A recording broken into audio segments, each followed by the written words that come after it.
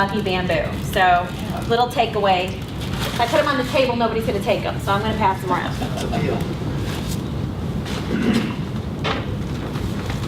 So I am Susan Erker. I'm with Growing Green here in St. Louis, and we've been in business for 42 years.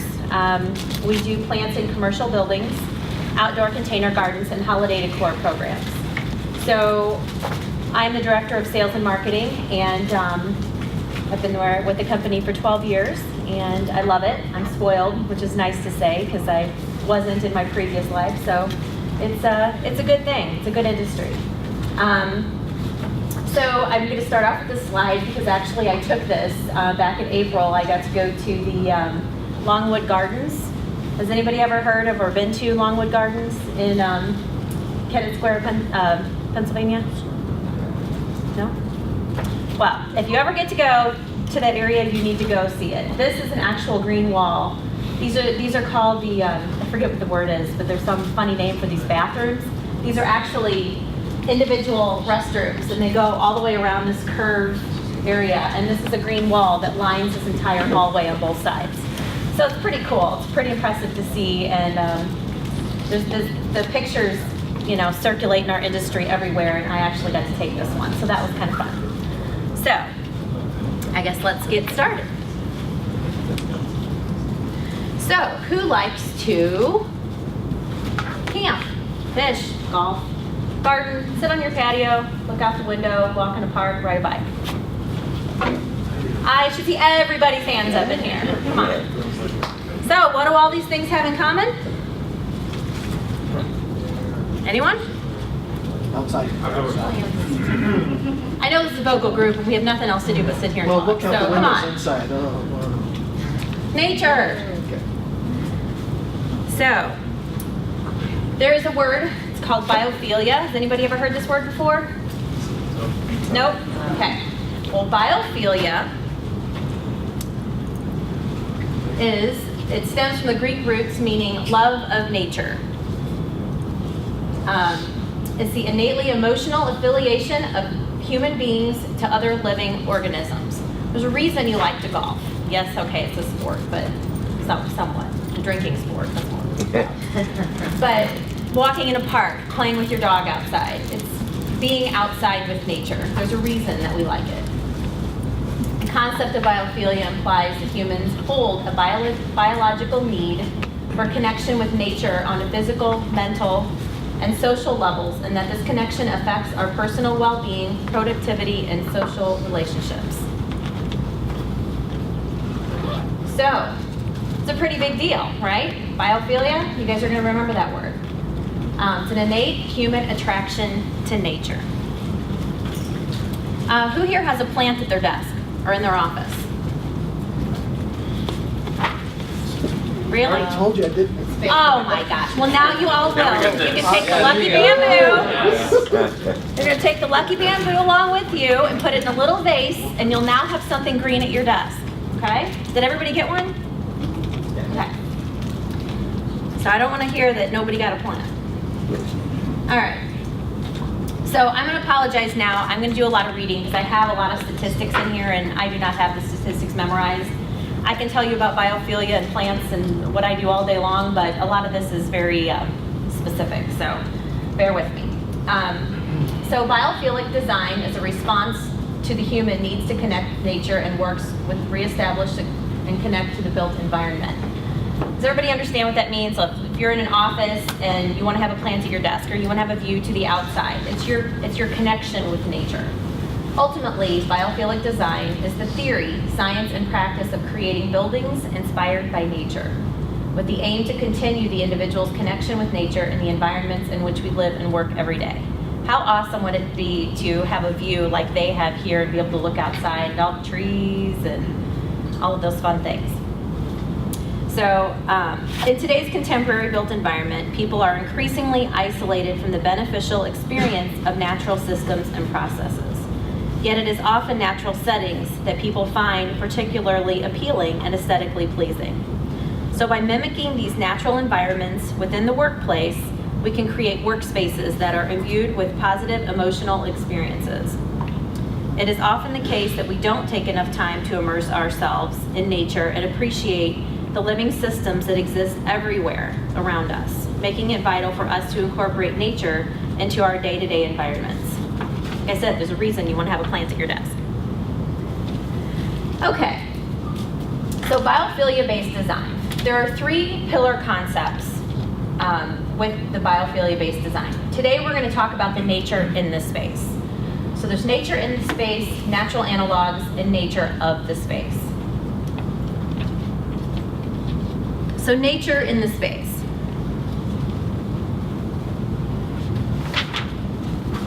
Hang on, my paper got shifted here.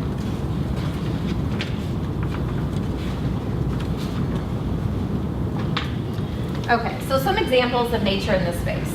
Potted plants, water features, aquariums, courtyard gardens, views from nature inside the building. We already kind of talked about that. So what am I here to talk about? Linking nature with dollars, right? That's why we're here.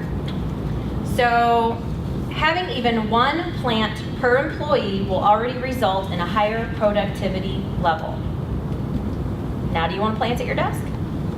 Researchers have investigated and widely documented various physiological and psychological effects of exposure to nature. The results of these studies spanning recovery rates of hospital patients through retail sales trends affected by daylighting often express increases in emotional value. When linked to the effects of renewed connection with nature, these metrics show remarkable gains upon which companies and institutions can capitalize. So some examples of how to measure it. What can we measure? We can measure illness and absenteeism, staff retention, job performance relating to mental stress and fatigue, healing rates, classroom learning rates, retail sales, and violence statistics. So, some economic advantages. So, 10% of employee absences can be attributed to architecture with no connection to nature. Think about that a little bit. Unnecessary and avoidable absenteeism should not be disregarded financially. In 2010, the U.S. Department of Labor reported an annual absenteeism rate of 3% per employee, or 62.4 hours per year per employee lost. Therefore, an employer will lose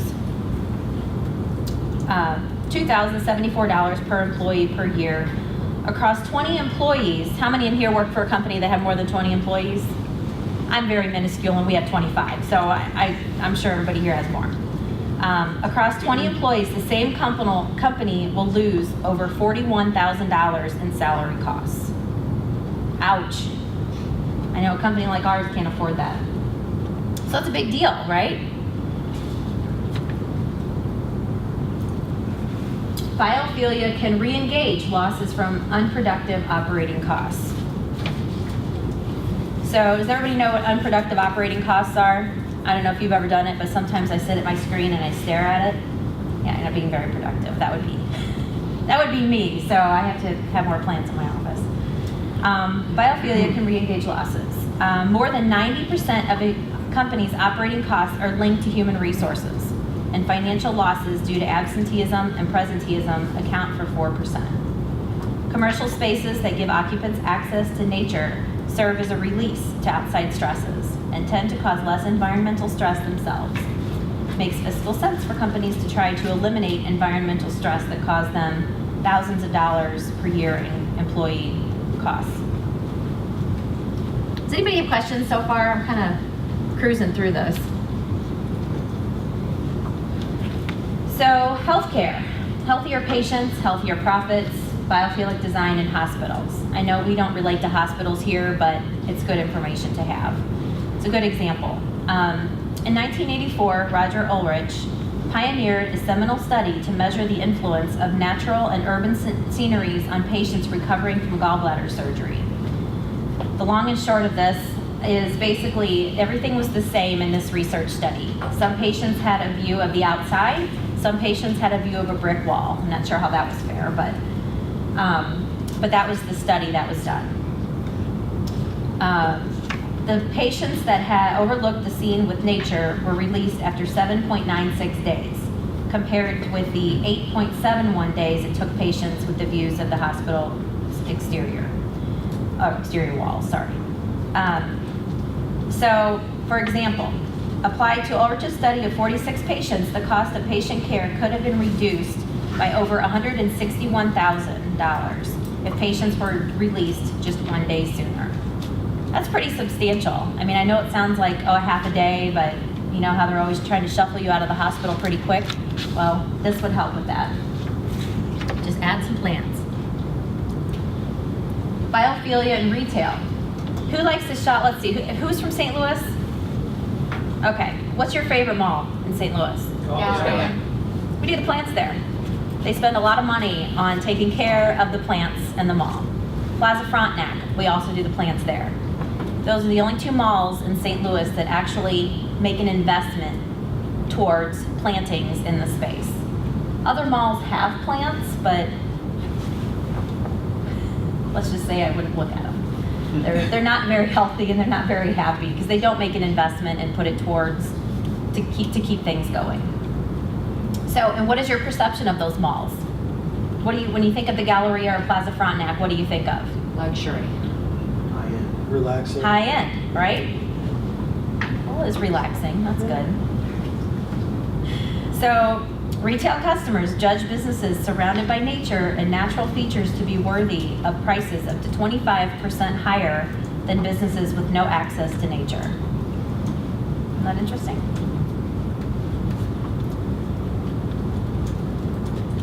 So again, I know this doesn't relate to you guys, but it's still biophilia. So better futures for school children.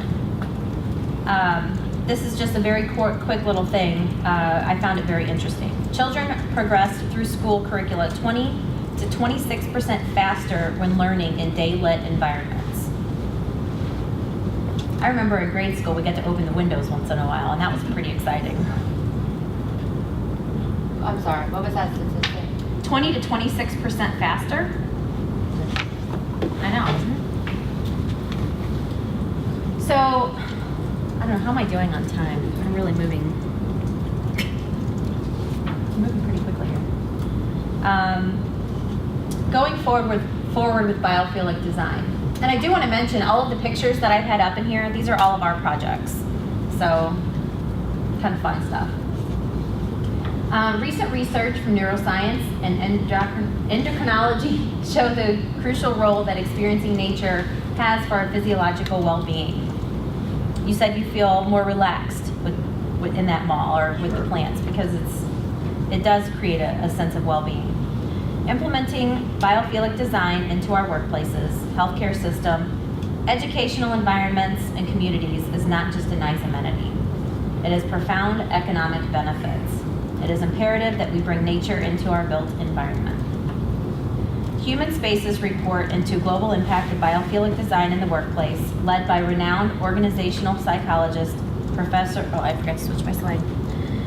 Sir Carey Cooper, has revealed that employees in environments with natural elements report a 15% higher level of well-being, are 6% more productive, and 15% more creative overall.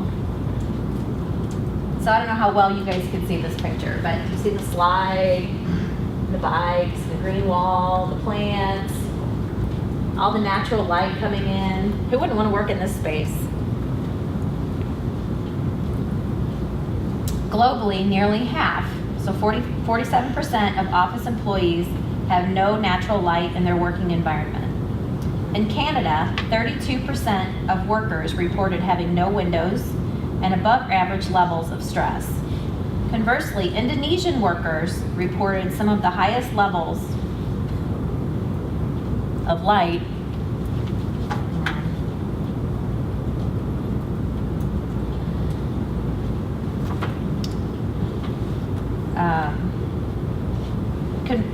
the highest levels of light and space at 93%, along with some of the lowest levels of unhappiness.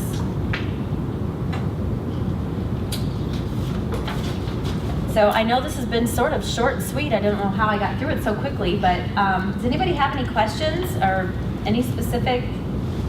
Yes. I'm really bad at, I kill plants. You're gonna give this to me, it's gonna be dead in a week. So what do I do if for our business, do you guys take care of them for us? or Yes. what? Yes, that is part of what a big part of what we do is the service. So I would never recommend having plants in an interior office environment without a service program because you're throwing your money away. They are living things. You do need horticulturists that are certified to take care of plants. So fake plants don't count. They do nothing for you. Nothing. They'll make your allergies worse. That's what they'll do for you. They do nothing. So yeah, we definitely don't recommend doing that. You definitely need a service. Do you supply the plants or we buy them? And We design, install, maintain. We do everything. so am I writing a big check or is it every month I pay a certain amount of money? You can do either one. Okay. We are happy to take those checks any way you want to give them to us. Can you repeat that statistic one more time about biophilia in the workplace? 6% are more productive, and then 6% more productive, 15% more creative overall, was there something before that? 15% higher level of well-being.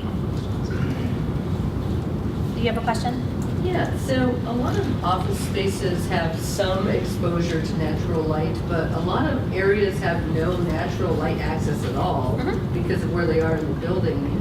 How do you bring in the green and allow the real plants to live?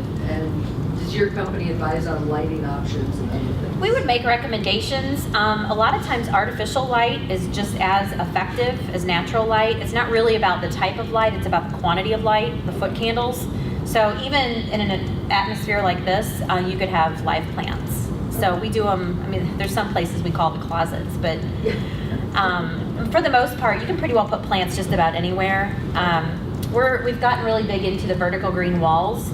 And when you do something like that, actually I do have, this is actually our showroom. These are pictures from our showroom. And this is a vertical wall.